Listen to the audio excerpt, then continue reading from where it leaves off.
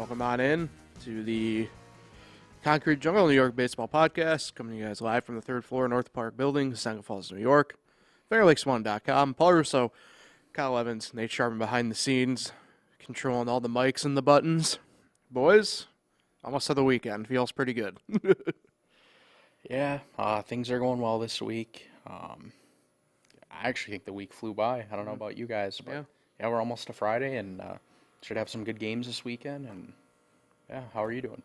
Good. I'm pretty good too. Can't complain about the weather. It's been awesome being out on the golf course and doing things outside. It's been nice basking in the sun outside, doing a little sweating, but that's okay too.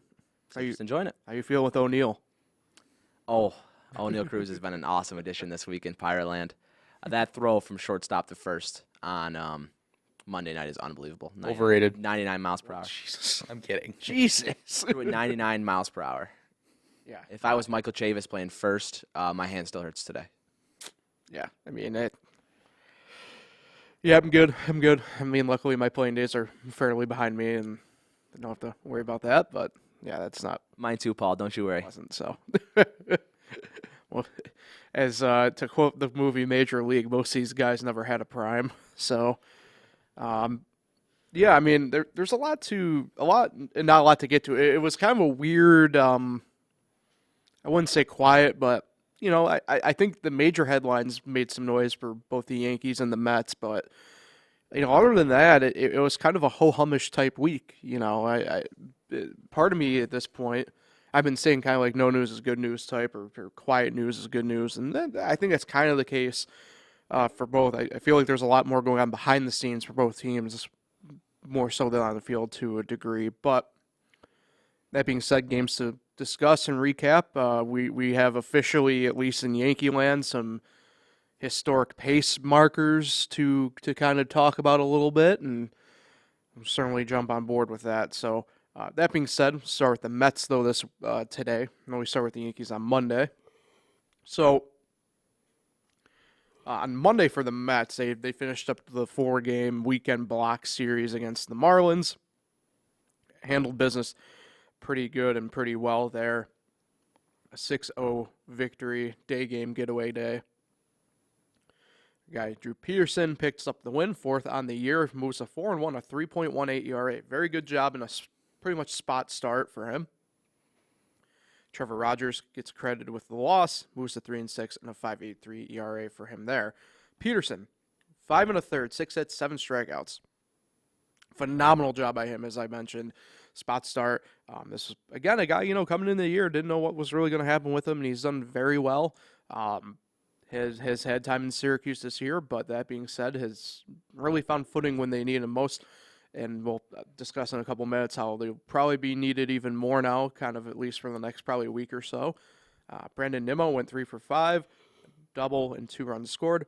And then if you go by metrics, this is one of my fun parts. You go by metrics, you look at the top performers of a game. This guy was the third best performing player this day for the Mets, and it was Adam Ottavino who came out of the bullpen to finish the 6th inning and then pitched the whole 7th inning for the Mets. Went 1 2/3 innings and had 2 strikeouts. So a good positive sign of things to come, hopefully, if you were a Met fan on Monday. It didn't fully end up being the case, but great job by them kind of just getting the win on a getaway day against what is a pesky team in the Marlins, all things considered. And a really good job really by the pitching staff. Obviously, the offense had a pretty decent day, but good job by the pitching staff and spot smart, again, for Peterson. And really good job in a guy in Ottavino who you certainly are going to need to be stepping up and going forward a little bit more to carry the weight, kind of be the Ottavino from 2017, 2018 in Colorado, where he was just really, really good, a lot of movement on that ball. Yeah, that was a good way to finish off the series. Yeah, my biggest takeaway is the pitching staff as a whole. Like you mentioned, Peterson, that's just a great depth piece to have, especially with all the injuries to the starting rotation. And then, to have an outing like that for Ottavino, that's really good to see, especially when guys on middle relief have kind of struggled at times. So, yeah, just a great way to, head off to the road, but then we'll get to that. It wasn't so well. That reminds me, by the way, I didn't put it in the notes because usually trips to this list are technically short. I think it's 3 days, and you mentioned Miller relief, but congratulations to Seth Lugo on the paternity list, having another child. So congratulations to him and his family. Tuesday, yesterday, well, no, 2 days ago. See, you mentioned how quick the week is going. Head down to Houston, a weird 2-game set. They actually have them again for another 2 games next week in Citi Field, at Citi Field that time. But a weird 2-game set in Houston, at least timing-wise and logistically. Tuesday, an 8-2 loss for the Mets. Jose Urquidy picked up the win for the Astros, rather. 6-3 on the year, a 4.68 ERA for him. Trevor Williams picked up the loss there. 1-4 now for him, a 3.86 ERA. Your top performers: Alonso 3 for 3, a home run, a walk. Collected obviously an RBI and a run scored with the solo shot.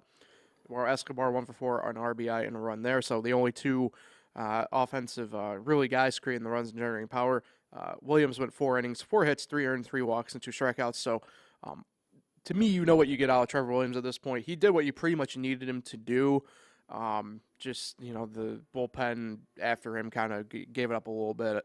I believe Chase and Shrivel up 4 that game. So just a tough spot. I know, and this is where we'll really touch into it now with recapping yesterday's game, but Williams is going to probably need to be a guy again that's going to need to step up a little bit more. Obviously a starter from back with Pittsburgh and Chicago last year, but they've been using him mostly in that middle relief role this year, kind of your spot starting every here and there, as opposed to what it has been here past couple go through the rotations with him. Yeah, those guys will be huge. I don't really think there's anyone in Syracuse that you could call up to kind of fill in the rotation. So Trevor Williams and Peterson are going to be huge pieces moving forward. Yeah, I mean, we'll touch on the Syracuse thing too, but there may be one guy. Maybe one guy. Is it the veteran? Trevor Cahill? We'll see, though. Remains to be seen. He did struggle his last outing, but either way. Yeah. And then yesterday I mentioned, a 5-3 loss for the Mets against Houston. Luis Garcia picked up the win. Evens himself out at 5-5 on the year now, a 3.68 ERA.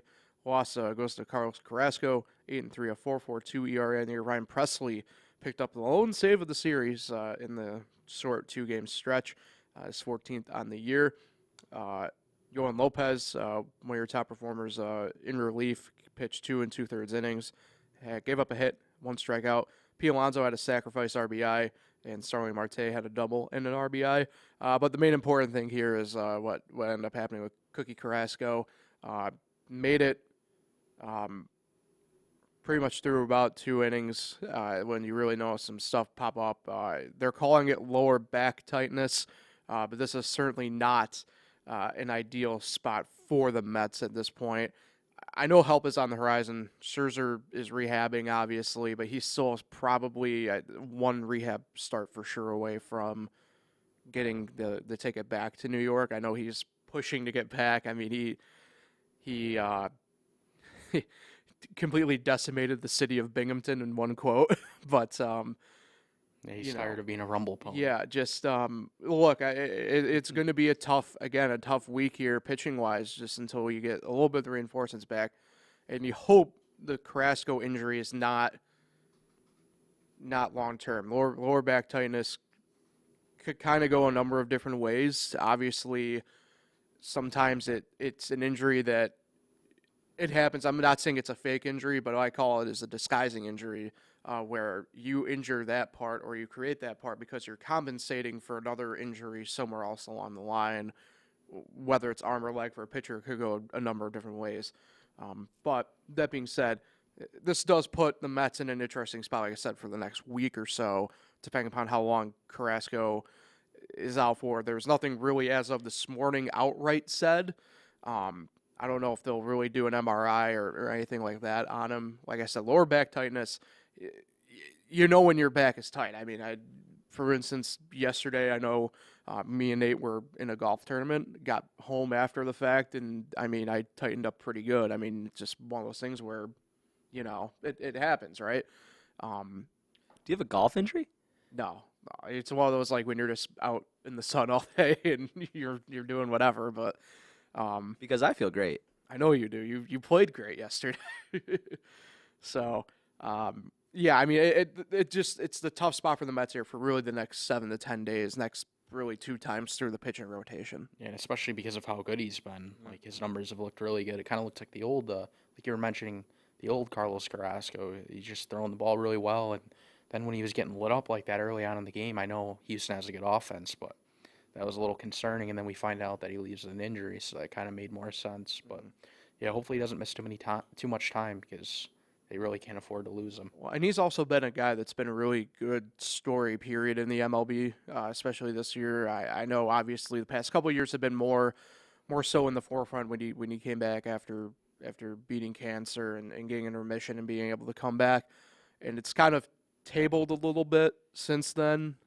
But again, he went into this game 8-2, and it was probably one of the more quiet 8-2s you could have as a starting pitcher, all things considered, especially given the circumstances that the Mets rotation himself have really been in this year. Like I mentioned, this is a guy who really has stepped up with the Scherzer injury, obviously with DeGrom, stuff along those lines where, you expect it to be the A1s or anything like that. So, it can happen and does happen from time to time. So we'll touch on, obviously, some news and notes then right now. Obviously, you mentioned Carrasco leaving yesterday's game with lower back tightness. Mentioned a little bit of hope on the horizon potentially. Jacob deGrom faced live batting for the first time since spring training at the Mets spring training complex at Port St. Lucie within this past week. Obviously, he's been doing some flat ground stuff and throwing from the mound, so that's pretty good, all things considered there. Mentioned Max Scherzer. Threw his first official rehab assignment in Binghamton on Tuesday.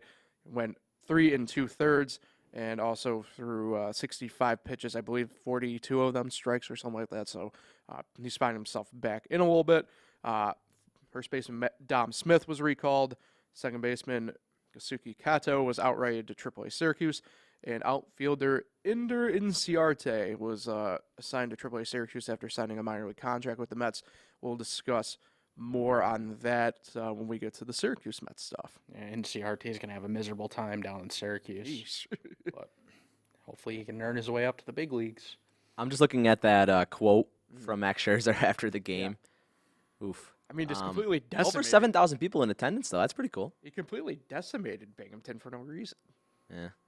He's What did 607 do to him? Doesn't like the uniform, probably. I like the Rumble Pony uniform and logo. Good thing he didn't pull a Chris Sale and start cutting up the uniforms. Well, that was a different reason altogether. But yeah, so that'd be a fun one to have maybe during the summer months sometime, maybe around All-Star break-ish. Maybe we can have our minor league uniform power rankings or uniforms to cut up power rankings. Am I allowed to include the Savannah Bananas because I love that uniform? The Savannah Bananas they're an electric factory. Absolute electric factory. Shout out to the Making Bacon as well. All right, so speaking of, obviously I mentioned with the Mets that they got the Marlins again this weekend. Travel day today. More importantly, obviously, there. So, Marlins sitting at 31-36, fourth in the NL East, as be a 3-game set Friday through Sunday this week for the Mets in Miami.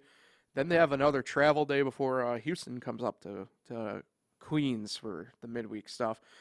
Friday, a 6:40 start on your local Picks affiliate, Taijuan Walker, 5-2, a 2.88 ERA, going up against Sandy Alcantara, 7-2, a 1.72 ERA. Again, should be a really good game. Always, I feel like I say this once a podcast with each team in each series, but that would be the presumed pitching ninja matchup of the weekend for that series. On Saturday, again on your local Picks affiliate, 4:10 first pitch, Chris Bassett, 5-5, a 4.03 ERA. He's going against Trevor Rogers, 3-6, 5.83 ERA. Then on Sunday, it's the Peacock brunch game at 12:05. Both TBAs because those are both spots in each rotation that currently have an injured pitcher occupying the spot. So remains to be seen there. Be willing to bet that might be Peterson going again that day for the Mets, if I had to guess. And then if I were the Marlins, if I had to guess, I don't know if they're going to call up Hernandez or who they're going to call up from Jacksonville. I'd say it's a big possibility either way. Don't think we'll see Max Meyer. I think he's still working himself back from injury, but you never know. Definitely going at least Mets series win here. I don't know. Sunday's obviously a question mark to me. I don't know what you're going to really see. I know Friday's going to be a really just big question mark period because of the matchup. Again, nothing against Taijuan Walker, obviously. That's probably going to be a really low scoring affair. Alcantara's very old school in nature. Bulldog-esque, give him the bone in the mouth, and he'll go ahead and run with it. So I don't know. I'm at least going to say, though, Mets 2-1 series victory against the Marlins. I have a Mets sweep. Okay. Yeah. I just don't. Marlins don't really. I just don't like them. They're pesky little buggers, though. I don't think they're. I mean, they got Alcantara on the mound. That's going to be tough, but I think they'll scratch across some runs against their bullpen eventually and win. If I remember correctly, you had them beating the Mets last series, right? You had 3 or 4 for the Marlins? I think I said 2-2. I said they were Did getting you split? swept. Okay. I said they were getting swept by the Astros, in which they did. Hey, you're right. I think I did say they were going to win the series finale against the Marlins, and that didn't happen either. Yeah, so, all right, well, we got that going for us. Little predictions, Yeah. Doesn't hurt to throw out a couple predictions. I like it. Why not? Oh, no. Nate? I was just going to say I don't usually do them just because I'm usually wrong. Throw one out there. What do you got, Mets? Yes. Against the Marlins, yes. There you go. A win. A series win. I won't say sweep, but I'll say a win. Hey, fun baseball fact about Nate, by the way. Oh. He bet the Brewers with Chichi Gonzalez on the mound the other night. You love to talk about my gambling losses, don't you, Paul? You're in the green this year, though. You're raking. You come to me. You come to me for help. This is the fun part of the podcast where we just kind of go after people for no reason. Betting baseball, I've been pretty good this year. Yeah, but you didn't listen to me. You asked for my assistance, and Yeah, well, because they you're took away the your 100% Twitter- profit your boost on Twitter Tuesdays. guy. They took away the 100% profit boost on Tuesdays. I think That's you've 'cause- been that's you've been 'cause- bankrupting them. You've been bankrupting them. Well, with your knowledge. Thank you. Knowledge. Okay, let's move on to the Yankees here. Power abound for them. Monday, the start of the series in Tampa Bay. The Yankees taking 2 of 3. So that was a nice pivotal little series. Obviously, the Rays have been pesky guys for the Yankees to deal with throughout the years, especially recently. But Yankees on Monday pick up the win, a 4-2 victory. Wandy Peralta picked up the win out of the bullpen, 2-1 on the year now, a 2.42 ERA. Jason Adams pick up the loss for the Rays out of the pen, 0-2, a 1.30 ERA. Garrett Cole, no decision, but really good start nonetheless for him. 7 1/3 a hit, an earned run, and 12 strikeouts. Anthony Rizzo, 2 for 4, a solo shot for him. And then Aaron Hicks, your old nemesis, Kyle, 2 and 4 on the year, on the day. Might as well be on the year. You pulled a Michael K. Triple We'll get to that a little bit later. RBI in a run, yeah. So, much to your chagrin, but Anthony Rizzo, just when you need him to come up, sometimes he certainly go ahead and does it. So, but that being said, this game really did set up the series the rest of the way. I know it didn't really, I think, show it in many ways, that Tuesday game, which obviously is our next game we'll discuss, but certainly kind of showed its head, certainly last night, the way the series ended up kind of playing out, the way it was played and won on Monday night. Yeah, the Tuesday game, it was just, to me, it was so rare because Cortez just, he gives up 3 homers for the first time. I think, I'm pretty sure it was a career high 3 home runs. He's never given up 3 home runs in the big leagues, so that was just so rare to see. And the offense just kind of struggled early on, and then the 9th inning, it was just too late, and they fell just short, but you can't win them all. So it was a pretty good battle, though, in the end. They always fight. That's the good thing about this team. And then, of course, last night they, won the series by barely hanging on, honestly, against the Rays. A late comeback, Jose Trevino with a 2-run shot. So that was good to see. Yeah, so obviously we'll touch on that in a second, but obviously we have to get to Tuesday first, which we kind of teed up a little bit anyway already. A 5-4 Rays victory. Sean Armstrong picked up the win for them. A 1-1 record for him now. A 5.19 ERA. Mentioned Cortez, probably the roughest start for him on the year. Just didn't look as good as he usually does. 6-3 now, 2.31 ERA. Colin Patchy picks up the save of Smith on the year.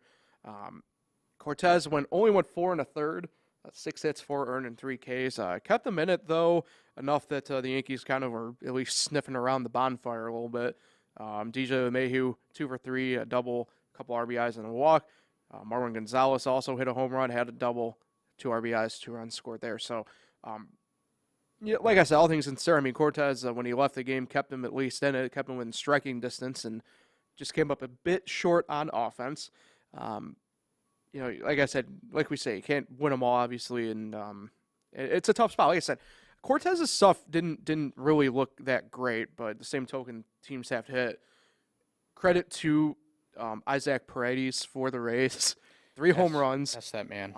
He did have another one yesterday, but that's been a part of the lineup. Me and my buddy kind of joke about that portion of the Rays lineup is I call it the 4 horsemen of the apocalypse because of how bad they are as a whole.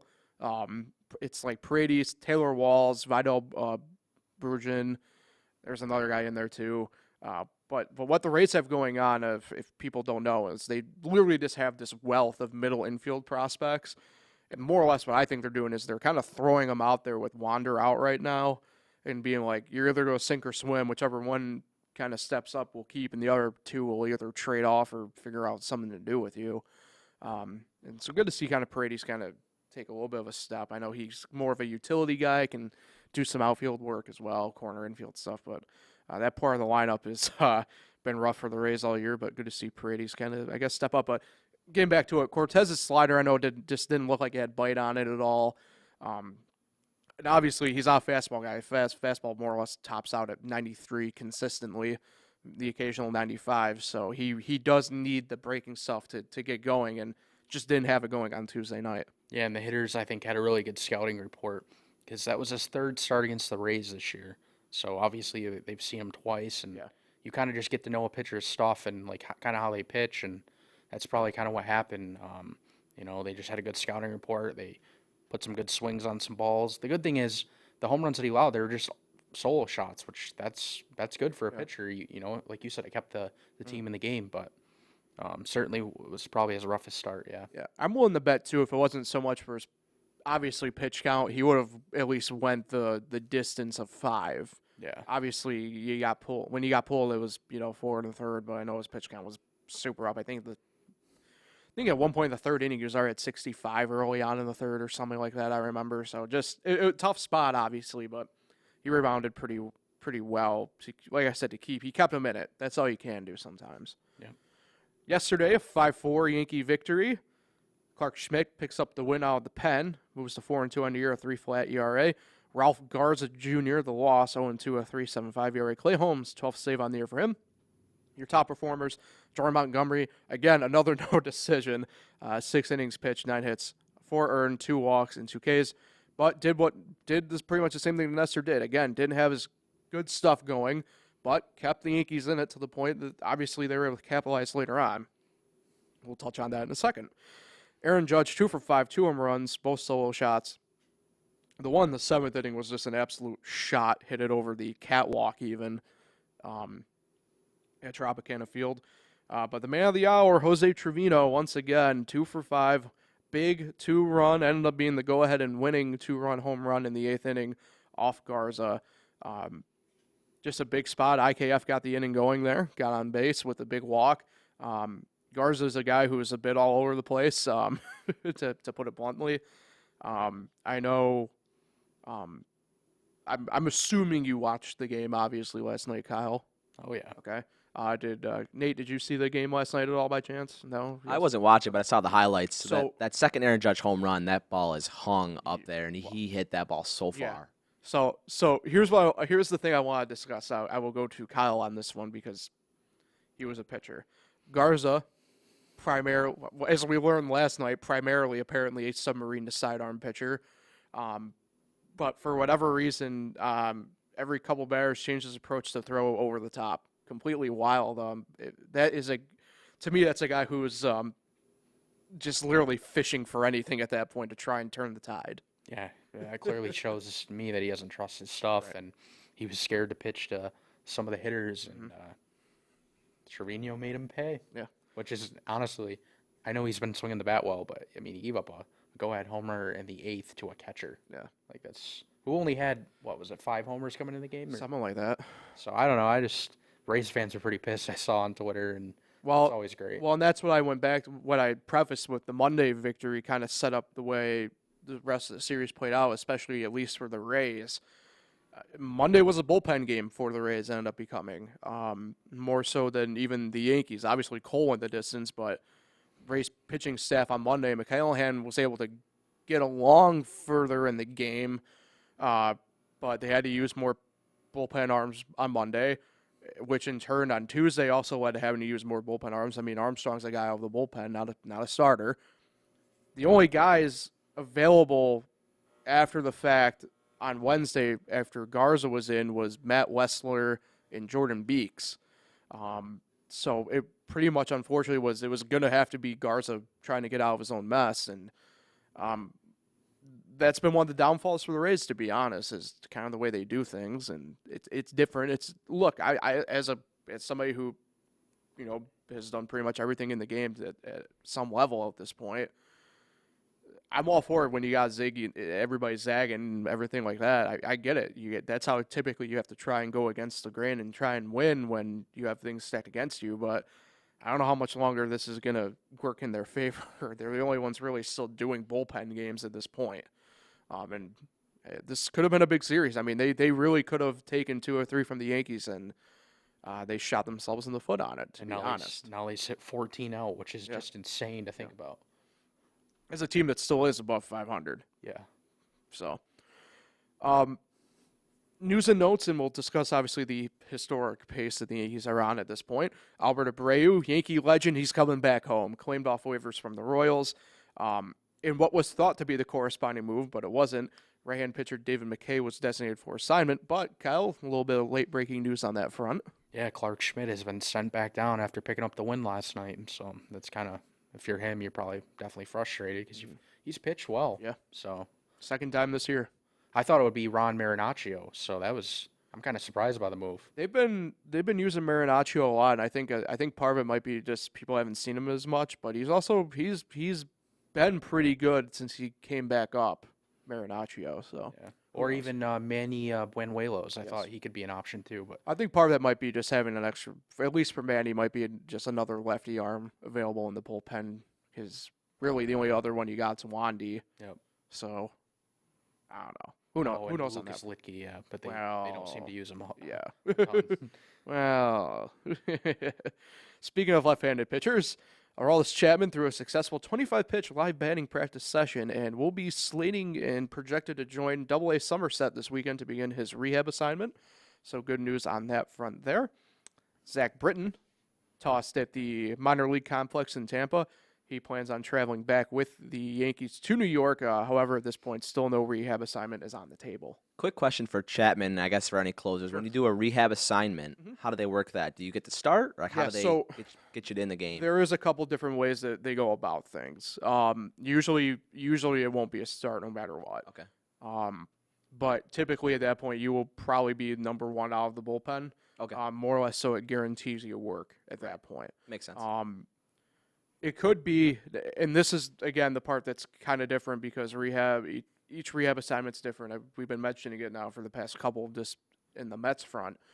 At least in the case of Chapman, Double-A, Somerset's kind of come on a little bit strong here, so it's going to be interesting to kind of see how things kind of play out there. But what will probably happen more with him, like I mentioned, he'll either be the first arm out of the bullpen or he'll be used in what will be perceived to be a high-leverage situation. Like batters 3 through 5 due up in the lineup, stuff like that, late in innings. Like you alluded to, Nate, with your question, it's tough in the minor leagues to gauge where exactly the scoring and each team's going to be because obviously rosters are more in flux. We've talked about it even with our teams with Rochester and Syracuse, how obviously I'll use Syracuse as the example because it really stuck out, right? Kind of struggled the first couple weeks to truly find that closer role guy on the bullpen. Ended up being Colin Holderman before he got called up. easier to do that way. Rochester's kind of settled in, I think, a little bit on Jordan Weems at this point now that he's come back down, but a lot of the stuff in the minor leagues is a case-by-case basis most of the time. Who's your best reliever? When do you go use them? Stuff like that. So he'll probably be used, like I said, he'll either be the first arm out of the bullpen or be used in the most high leverage or perceived to be high leverage at that point in the game to be brought in. More or less, obviously the physical aspect of it, but the mental part aspect of it as well for relievers, especially a closer, is huge. So I don't know if you have anything to offer with that, Kyle. I know you kind of were the one who tipped us off that it'd be Somerset even that he'd be going to even. Yeah, well, it's not a big Chapman fan. I'm not too excited with the news, but at the same time, I mean, it's another weapon in the bullpen, I guess. I just don't want him to close. Right. I guess he's a better lefty out of the pen than Lucas Lidke is. So if you want to use him in like a setup situation, fine. But to close the game, no. Right. Then also another name that you brought up and kind of teased us a little bit, Domingo Germán has been assigned to A-Ball Tampa for his rehab assignment. Looked good last night. Yeah, I was about to say they didn't have any stats printed out, available at least anyway when I did the notes this morning. It But was 3 shutout innings. okay. That's good. No walks, no strikeouts. Just basically just threw the ball and they put it in play, and that's kind of how it went. And an update on our Paul Russo All-Star of the Day last podcast. Ryan Weber did elect free agency, but did sign a minor league deal back with the Yankees and is scheduled to report to AAA Scranton Wilkes-Barre. So, the legend's back. my guy. Before we get on to obviously the Houston stuff, do want to take a minute. The Yankees are officially now on the history watch, I think, as we are calling it, multiple different ways. Team-wise, obviously with the record, but Aaron Judge as well is now on pace for the Babe Ruth 60 mark. He's, I think, surpassed a lot of the timeline goals, quote unquote, to do it. It's gonna be a wild summer. I don't think any one of us really expected maybe to that end. It's gonna be interesting too because Judge is arbitration today or tomorrow for him. Tomorrow. So Morning on Zoom. Oh, which would be interesting. Interesting. Said he'll still wear a suit. They came below his offer, right? Yeah. By So at least a few million, right? yeah. So I know at least in the arbitration, the Yankees want to do 17 and he wants 21. But I know at least extension wise, I mean, hey, the bet's paying off well on himself at this point. It's going to be an interesting summer. Like I said, we got history on a couple different fronts at least with the Yankees going right now. Yeah, and like the series that starts tonight with Houston, I am so pumped for it because Houston is, they're pretty good. And just the history and stuff, it's going to be at Yankee Stadium. It's probably going to be sold out crowd almost every night. You know how the fans are with Altuve, so crowd will be buzzing. I think it's going to be. We also got some good pitching matchups, especially Friday night. I'm very excited for that one. Yeah. So 4 games with Houston in the Bronx. Houston 43-25 first in the AL West tonight through Sunday. Tonight, 7:05 first pitch on Framber Valdez, 7-3, a 2.78 ERA against Jameson Tyone, 8-1, 2.7 ERA.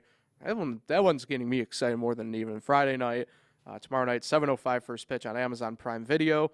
Verlander, 8-3, 2.3 ERA against Severino, 4-1, a 3.27 ERA there. So, a couple of really good ones right off the bat. Yeah, probably some low-scoring games to start off. Saturday, 1:05 on Christian Javier, 4-3, a 3.07 ERA against Garrett Cole, 6-1, a 3.14 ERA. And then Sunday, 1:35 on Jose Urquidy, 6-3, 4.68 ERA against Nestor Cortez, 6-3, a 2.31 ERA. This one's going to be tough. I mean, I honestly don't even know what to think the about pitching matchups are going to be interesting. Tonight's going to be a toss-up. Tomorrow night's going to be a toss-up. I'd like to imagine that they get Urquidy on Sunday. Javier's an interesting one, but you have Cole on the bump. I'm going to be honest with you. I'm going split. I think we'll probably split everything out. Whether it's win today or win or lose today, and then win tomorrow / lose tomorrow type deal throughout this series. And I just hope Yordan Alvarez, who's been just red hot, doesn't take over this series. I mean, that's the marquee. I mean, people were talking about pitching, but I know that's another marquee matchup to especially he's keep got an an eye on. advantage, the short porch and right. Yeah. It could be a dangerous series. Yeah, I know that's another one to keep an eye on because him and Judge are just raking right now, to say the least. I don't know. I really don't even know. Like, Did he just get paid too, Jordan? Yes. Yeah. Did a very team-friendly deal, in my opinion. fine, I'll say it. 3 of 4 Yankees. All right. I like I it. don't know though. Yeah. Just gonna be excited to watch the games. The beauty of it. All right, we're running up against the clock a little bit here, so we'll touch on, obviously, our farm teams, Rochester Red Wings and Syracuse Mets. Luckily, they're both facing each other, so we'll do both teams as news and notes up front and then talk about the recaps a little bit. Rochester 38 and 32nd in the IL East. Syracuse is 26 and 41 ninth in the IL East. Right-hander Corey Abbott was optioned back to Rochester from Washington. Catcher Wilmer Perez was assigned to High A Wilmington from Rochester, as was right-handed pitcher Danny Topoco, except his assignment was to Double A Harrisburg. And Washington has sent right-hand pitcher Mason Thompson to Rochester to begin a rehab assignment. For Syracuse, right-hand pitcher Alec Kisna was reassigned back to Double A Binghamton from Syracuse. Shortstop Warren Saunders was assigned from High A Brooklyn and made an immediate impact. We'll touch on that. The right-hand pitcher Cole Gordon was transferred to the 60-day injured list from the 7-day injured list.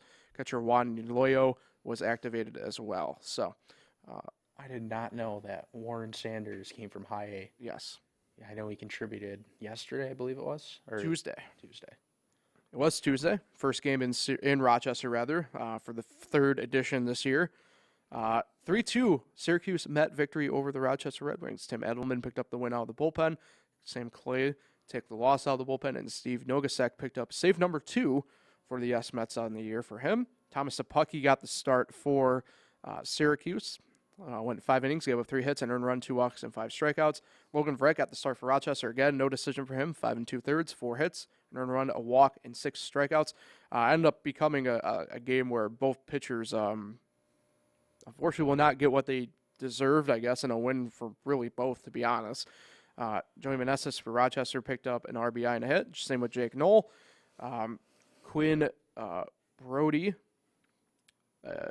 he had a go-ahead 2-run home run, that being the deciding one in the 8th inning for the Mets. Khalil Lee had a double and RBI as well. Saunders was, you're right, it was last night. I apologize. Games run together, days run together. But, yeah, on Tuesday, just a classic game, as I would call it, between both teams. Yeah, actually, both. I know you're going to talk about last night's game, but both games early on, the pitching was just really good. Yeah. Starting pitching, especially, and then it kind of came down to the bullpens, and they both split now because the first night Syracuse got to Rochester's bullpen, and then it reversed Wednesday. So Yeah, you're right. 4-2. Rochester picked up the win yesterday. Curtis Taylor picked up the win on the bullpen. Locke St. John, the loss out of the bullpen for Syracuse, 0-2 on the year. And then Jordan Williams, mentioned him a little bit earlier, picked up his 9th save of the season for Rochester. Saunders, 2 for 4 on an RBI yesterday. Catcher Meyer picked up a couple hits as well. And so did Quinn Brody again, 1 for 3 on an RBI there. Johan Andon started for Rochester. No decision for him. 5 innings pitched, 4 hits, 1 run, which was not earned, and 3 strikeouts. Jake Knoll had a solo home run. And our guy, Palacios, Rochester's finest, 2 for 4, 2 RBIs, and a stolen bag there. So, yeah, I mean, the pitching's actually been really good. I mean, even though all things considered, I guess with the bullpen, you could make the case that even then that's been good. It's just been a happen of circumstance for the offense at that point getting it going. and the way baseball goes tonight, we'll have a slugfest. Well, we may possibly have the 2 pitchers on deck for it, although this should be a really good matchup in Frewsburg's finest, the pride of Frewsburg, Connor Gray, 2nd star in the year in Rochester for the Mets, 3-2 on the year, a 5.20 ERA. He'll be going against Corey Abbott, 0-3, a 7.58 ERA. But both have been really, especially Connor Gray has been really good so far for the Mets overall. Corey Abbott trying to find the footing back. I mean, he pitched for the Cubs last year, just trying to find anything to kind of get the ships righted for him. So then everybody else, because of the way minor league baseball is TBA the rest of the week. But looking like some good weather, so if you can get out to Frontier Field and see both the teams, go ahead and do it. I'd say this is the weekend to do it. For sure. All right. So that is Concrete Jungle for today. Appreciate everybody for tuning in. Hopefully everybody has a good weekend. Any big weekend plans for you guys? Nothing too big. What about you, Nate? I don't think I have much going on. Maybe some golf, some enjoying the weather. That's about it, probably. Nice. And, About yourself, Paul. Making a lot of bets Here, too, let's- right? Yeah, that too. I'll be. Paul, let's hear about your baseball excursion Yeah, this I'm weekend. going before we to go. Cleveland this weekend for Red Sox Guardians, so be fun. Got friends out that way, so we always go to a few games a year. Try to. So Who's throwing Saturday night? no idea. Okay. I haven't looked. Admittedly, I should have looked, but I got. The Guardians are your second team, right? Sorry about that. Snuck up on me. We're going to be rooting for the Guardians, right? Well, my second team would be the Montreal Expos if they were still a thing. So they probably might even be my favorite team if they were a thing. So either way, appreciate everybody for tuning in. If you haven't already, like, share, subscribe, all the fun stuff for us here at Finger Lakes One. Also, of note, watch live on YouTube. Watch anytime on YouTube to catch up. You can watch and listen on Spotify as well as listen on Anchor. We'll see everybody back on Monday for Concrete Jungle. Have an awesome weekend, everybody.